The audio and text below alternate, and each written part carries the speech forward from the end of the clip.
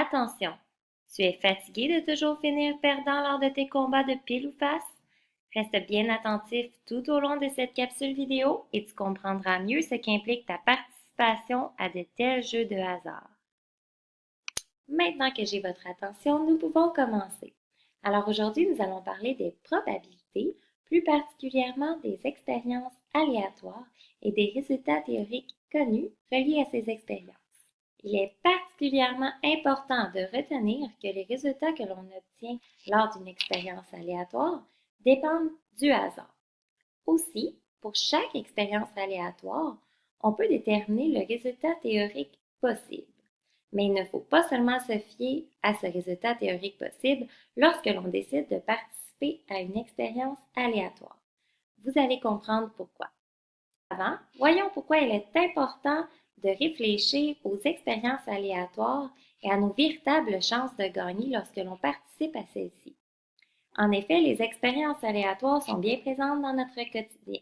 Par exemple, le jeu de pile ou face est une expérience aléatoire, le fait de naître en étant une fille ou un garçon, ou nos chances de gagner lorsque l'on participe à un tirage. Intéressons-nous maintenant aux valeurs théoriques connues. Donc, pour les trouver, nous devons considérer nos propres possibilités sur le nombre total de résultats possibles. Donc, par exemple, j'ai une chance d'être une fille ou une chance d'être un garçon sur 2 résultats possibles. Ou dans un dé, j'ai une chance d'obtenir le chiffre 5 sur 6 possibilités. Mais si je brassais le dé 6 fois, est-ce que je peux être certaine que j'obtiendrai le chiffre 5 au moins une fois? Pour vérifier cela, nous allons tenter l'expérience. Premier essai, j'obtiens un 3.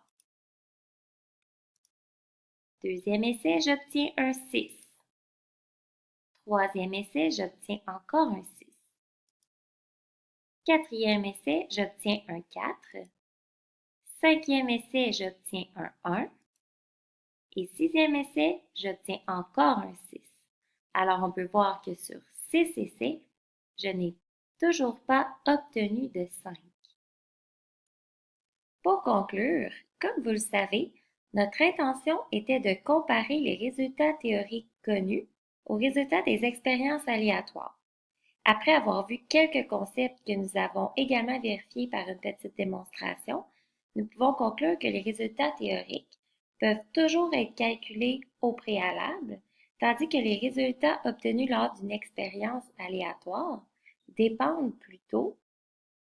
Réfléchissez-y et gardez votre réponse en tête. Elles dépendent plutôt du hasard.